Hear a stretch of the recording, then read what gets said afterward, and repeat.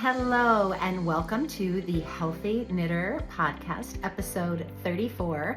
And I'm going to change things up a little bit today and have a couple different pieces that I'm going to merge together into one video and show you a couple different parts of my house where I do my crafting.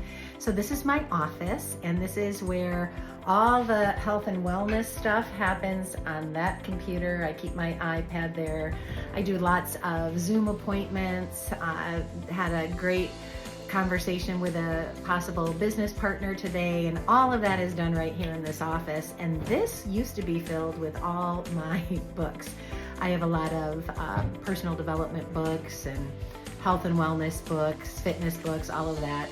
And as I started getting back into my hobbies again in the last few years, I took over a shelf and I put my yarn.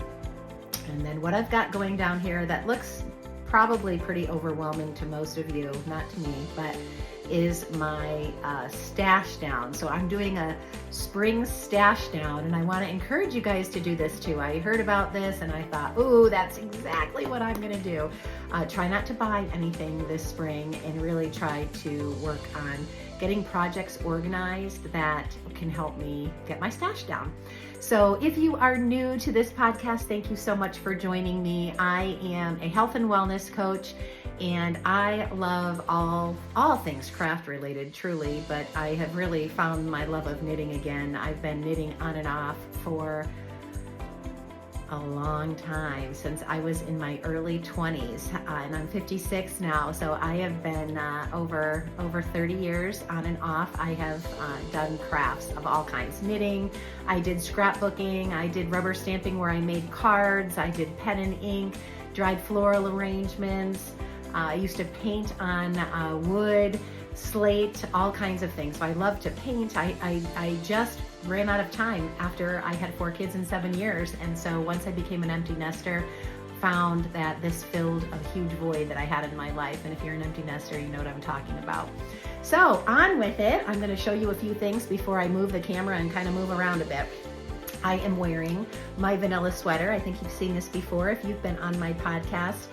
This was a gift card I got from one of my besties, Susan Wheeler, from the Woolly Thistle, and I got on their website and I bought the vanilla sweater kit, which I highly recommend. I love kits because everything comes in the kit with the yarn for your size, and it is just a beautiful, very easy sweater. I'm getting warm right now, but it's because probably, when you do something like this, your nerves go a little crazy and you get a little anxious, and then I've got the sun coming in on me. So I'm getting a little warm right now, but I've been fine and comfortable all day. This is kind of a nice thinner wool.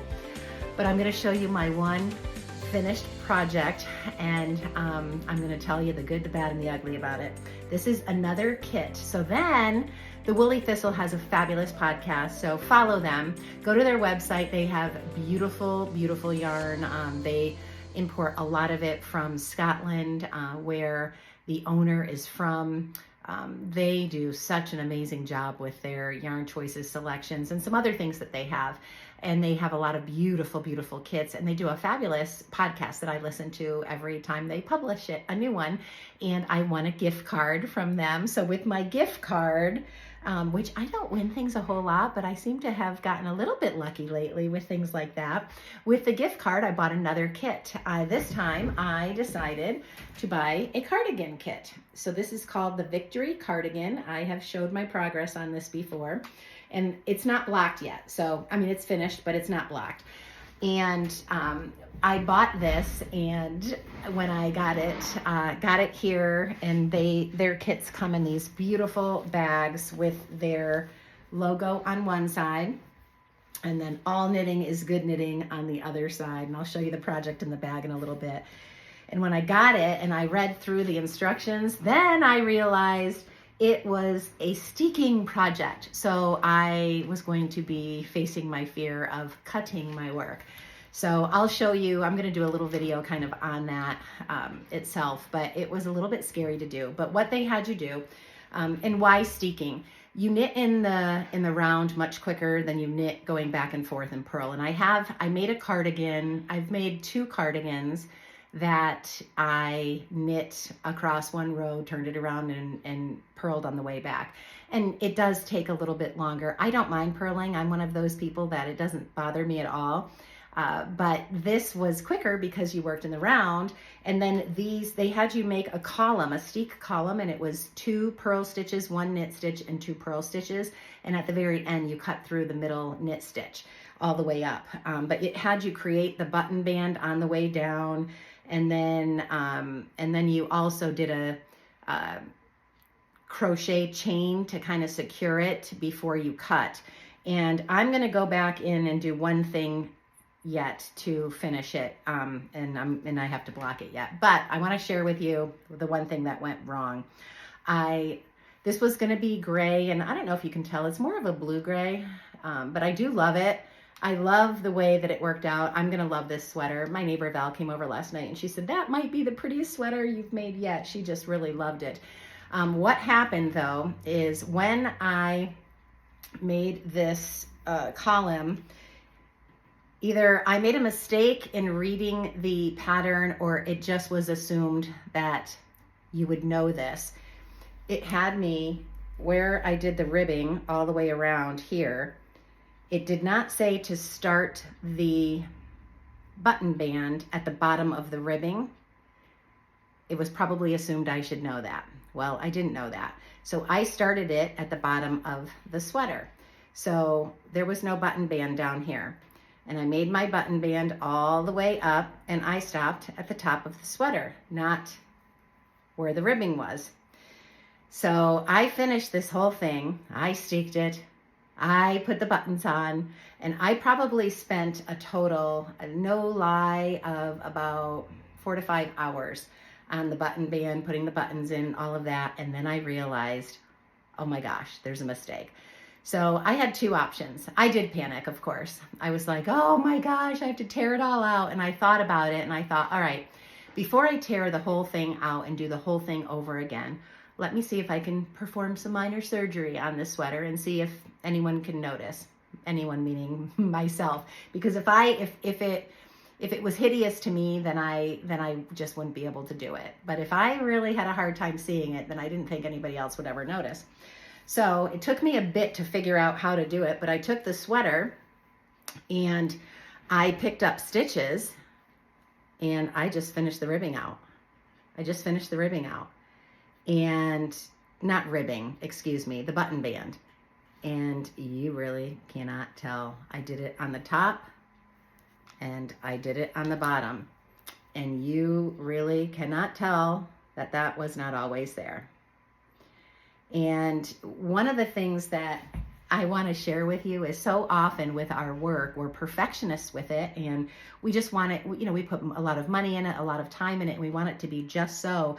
But there's a lot of creativity you can bring to your work to fix things. There's a great book called Everything is Figure-Outable, and I kind of like that mindset when it comes to my knitting because I looked at this and I thought, all right, this was a pattern of 2 knits, 2 purls, 2 knits, 2 purls, all the way across where you make the button band. So I figured if I could just pick up the stitches that went down at the bottom of that band, that was, on the end of the ribbing, which was, again, the same pattern, just a different direction, 2 knit, 2 purl, I could just pick those stitches up and create that, I'd be fine. So that worked for me. The only other thing that I had a mistake on this was where they had you create buttonholes in the pattern, it had you decrease stitches for where you'd put the button, but you didn't increase them on the other side, and it made 0 sense to me. And that's where I get myself into trouble. I want things to make sense to me, and I always say to myself, trust the pattern, but I want everything to make sense to me. So I was at my knit shop, and my friend Jessica said it doesn't make sense to me either. I said, do you think I should just pick up stitches then on the other side? And she said, that's what I do. So that's what I did, and it was fine, except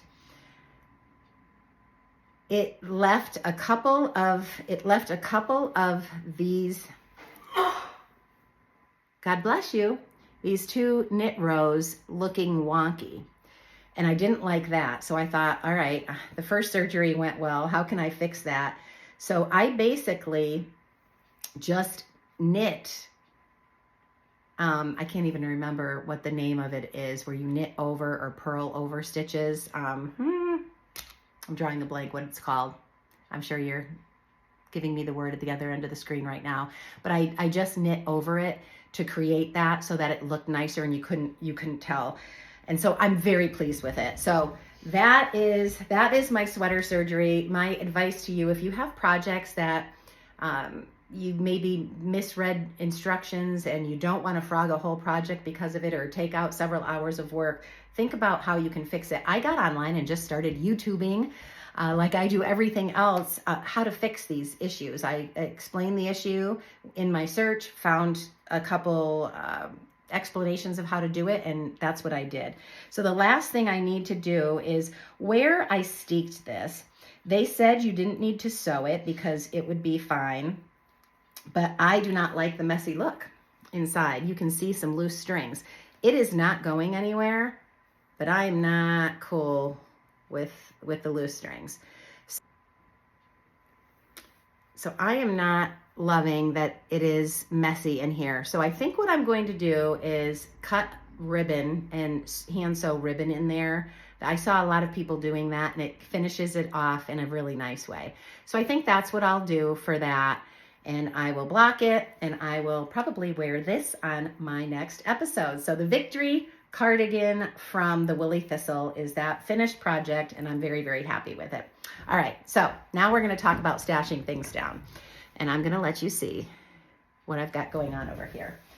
These are all projects with patterns in them, yarn in them, and they're ready to go. Most of them still need to be caked. The yarn is not caked up yet. It still needs a little bit of work, but everything is in project bags that I had, and it's ready to go. It's got the pattern with it. Some of them even have needles in them. Most of them don't yet, because needles might be on other projects. But each one of these, I have socks, I have a cowl, I have a vest, I have another V-neck vest, more socks, I have a Monday sweater by Petite Knit, I have my crochet, some crochet bags I want to do, all ready to go. This is just yarn that really could be put in a project bag, but that's not going to be anything soon that I'm doing. These are the ones I want to start tackling soon. So I was inspired to not only stash down in spring my quantities of yarn, but to really get things done and be mindful about the order of what I wanted to do. So I wanted to finish that sweater, and I was going to cast on another sweater right away, but I had some other things. I thought, let me pop these out first, and I'll get back to that. So let me show you what projects that I have going on. I wanted to make one more. This will be my third go-to vest, my go-to vest that I am making, and I wanted to finish this one because it still could be worn before it gets too hot. So it's in this beautiful, beautiful taupe color. Trying to get the tag here for it. It is Blue Sky Fibers, Woolstock North, super bulky in the color Gravel Road. It is beautiful, and this works up fast, and it's soft, and it's just fun, a fun, easy project to do. Lots of ribbing on the bottom. I think that was 18 rows of ribbing, and then I'll start to break away for the vest pretty soon. But I wanted to finish that project because that's a nice, quick, easy one. So I'm working on that, and I did cast on a new project, but I am not going to really work on this until that is done. And this one is the, I have my pattern, Holiday Slip Over by Petite Knit. Let me show you that. And that is just adorable. And I'm doing that in another Blue Sky Fiber, Techno, light bulky, and it is in this beautiful mustard color. Absolutely love this. So I love bold colors. I think that'll look nice on my skin. So I'm excited about that one. So that'll be what I work on after I finish my last go-to vest. And then I have cast it on. I got this wool in Taiwan. It's actually from Peru, I believe. Let's see here. It is the Isager, yep, made in Peru. It's soft, fine yarn. And I have it casted on, but I haven't done a thing since I cast it on. So nothing really to report here. But it's gonna be very loose and airy, short sleeve, perfect for the change in weather. And I did buy 3 different colors of that. I'm planning on making a couple gifts with that. And that's really it. I still have the cable scarf and hat set that I'm working on, but I haven't put any time and attention into that. And then I just want to start going through these projects. And if that overwhelms you, everyone's different. My daughter just thinks that's nuts that I have that. That would overwhelm her. For me, it brings me joy. I would not do that if it overwhelmed me and stressed me out. For me, I'm like, okay, I want to get one project done. I realize that I am very excited about being productive and getting things done. That's my personality. So you really have to figure out what is your personality. If you like to know what's next for you and getting your projects organized and having them printed out and having them in a plastic protector, in a project bag with your yarn and everything together, if that's something that would get you excited to know what projects are next, and I don't know what order I'm going to do these in, to be honest with you. What I'll probably do is when I finish what I'm working on, I'll just look to see what would bring me the most joy to do and pick that next, because this is supposed to be my hobby, my fun, bring me joy, calm me down, de-stress me. So I'll just look to see what would be the next color maybe I want to work with, or I'll feel the yarn. I love soft yarn. I'll feel the yarn. If this would overwhelm you, I would never recommend doing it. If you're someone that you just want to have your yarn kind of displayed pretty and you want to just grab it when you're ready to go and you're a monogamous knitter and you do one project at a time, then you do that. You do what's going to be most comfortable for you. So that is the yarn tour, and I will be back with a little sewing downstairs. Okay, so now I'm down in my basement. We have a ranch home with a walkout basement, and down in this area, and I'll show you, I used to have a huge craft room down here. And this is where I did all my scrapbooking and stamping. And then as my kids got bigger, it was also their toy room. And then we kind of finished it nicer and got carpet and finally got furniture down here. And then I stopped crafting. So I got rid of about everything I had. And of course, now we have no toys down here either.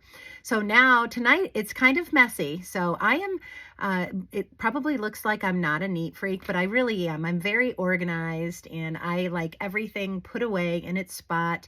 I'm someone that has to go to sleep with my kitchen sink completely empty and everything clean. I used to follow Fly Lady. I don't know if any of you are about my age that might have followed her, but it was perfect because when my kids were little, and you can imagine 4 kids in 7 years, it was challenging to keep everything clean and tidy. And I had I live in an Amish area. I had an Amish girl that would help me try to keep up with things, but it was a lot. And I cooked an awful lot, baked an awful lot, and always had projects going on. And I was working. I've always done some type of direct sales, affiliate marketing from home. So I have always worked too. So it's, it was kind of challenging. So now I'll show you back behind me. You can see chairs set up back here. I have a wellness event tonight. I have actually a bunch of our Amish community coming to learn about our products tonight. And we're going to be doing like a wellness webinar, a wellness event, seminar is the word I was looking for tonight. So I'm down here and I just kind of wanted to show you what I've got going on my sewing table. So right now I've got my sewing down here and my knitting upstairs, and the knitting is definitely taking a control over that office. So I'm probably going to end up changing my space down here and getting it back to that craft room, because there's plenty of room down here, and then my office won't be cluttered and I can probably spread out a little more and have it more neat and tidy. But let me show you what I have going on here. So this pile in front of me is cut. I have four pairs of short pajamas that I'm going to be making. So they're all cut. They are ready to go on the serger and be sewn. And then I have 3 pairs of pants cut and ready to go. I made the first one I showed you, which I have right here. They are so adorable, these fleece jammy pants. Although I am going to be putting red strings through them that just will pop and look a lot cuter. But this was the first pair I made where they were so large because they were actually a men's large, not a woman's large. And I like them big and baggy, but that was too much. So we took 5 inches off each side and figured out the sizing and all of that. So the ones that are cut ready to go, they're ready to go. We know that they're going to fit and they'll be great. But because they were a little bit smaller, I had a lot of fabric left over. So I was able to make the additional shorts. And you can't see this, and I'm not going to turn the camera, but I do have another whole pile of scraps. And my friend Bonnie, who's been teaching me how to sew and showing me, told me we could make a little cinch sack bag to put these in. So I'm going to buy a long sleeve red shirt to go with these, something soft. And I'm going to have a pair of shorts, the pants, and a long sleeve red shirt for all of the girls for Christmas. And then I'll probably put it in a bag, a cherry bag. And then if there's enough, I think what I'd like to do is make some kind of a hair scrunchie as well, or something when the girls wash their face before bed, they can put around their, like a little headband or something they can put around their head. So I'm so excited about this. And heck, I'm going to have all of this done well in advance of Christmas. I'll probably have it done by April. My plan is next time I have a chunk of time that I can commit, I'm going to get down here and sew all these up. And then I'll need help. I can do all the exterior stitching, but where I need help is the button bands and the elastic for the waistband. So Bonnie will have to help me probably one more time, finish these babies up, and then that will be done. So I just wanted to bring you down here and show you that next, and I will finish up back upstairs. Okay, so thanks for going on a little tour of all my craft areas. And if you have any great ideas, certainly put them in the comments. Like I said, it probably is getting to the point where I need to bring my knitting stuff downstairs as well and get it all neat and tidy down there, and then just have in my office maybe my things that I'm working on at the moment. So anyway, would love all your feedback on that. A couple more things I want to share with you before I am done today.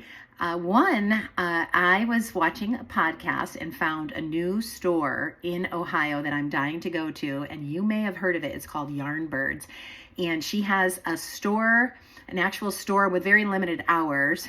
She still works a full-time job, but they also have a trailer, and they go to big shows, and they have beautiful, beautiful yarn. So I was excited to find them and to share that with you. You can check out their website at yarnbirds.com, and it's BYRDS.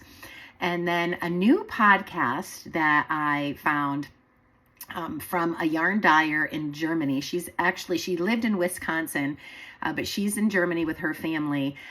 She is a homespun house, and she has a website with beautiful, beautiful yarn. And she just has a really great podcast. It's kind of funny. Now, of course, that I do this, I see all these different podcasts, and there are certain personalities you're just a little more drawn to. And she is just so down to earth. You want to knit with her. And that's my goal for you guys, is to be your knitting BFFs, that you just want to bring your projects, and while you're knitting, hopefully be encouraged, be inspired, maybe get a tip or trick or something that can help you. And as always, if there's anything that you want to learn about or ask me, feel free. I had a lovely, lovely lady, Laura Loading, reach out to me that found me for knitting and had health and wellness questions that she wanted to ask me. And she asked me to share my skincare routine. And I had done videos with my skincare routine, and I am going to post them, but I just want to warn you, my hair is different. I colored my hair since I was 19 years old, And the older I've gotten, the darker my hair has gotten. So these pictures, the video that I'll be putting together to share with you later this week is very blonde. And you can see I'm not blonde any longer. I've been growing this out for 10 months now and not putting any color in it at all. And I'm about to my natural color. It's still a little lighter at the bottom, but I've been cutting it out. I used to have longer hair and it was blonde, and I'm not hiding my grays. So I'm embracing the aging and the grays, and I'm not saying I'll do this forever. I may decide not, that I don't like it, but just trying to go as all natural and really embrace the whole aging process as a health and wellness coach. I really want to be comfortable with the aging process myself and be able to help my clients do that too. So this is one more thing I've done in my effort to age with grace. So just wanted to warn you, when you see me with blonde hair, just like when the yoga videos popped up in my YouTube feed, they were back from 2020 and my hair was longer and lighter. So if you see that, this is me now. That was me then. We all learn and grow, correct? So anyway, have a fabulous day. Take your knitting with you everywhere you go. And thanks for being my knitting bestie. Have a great day.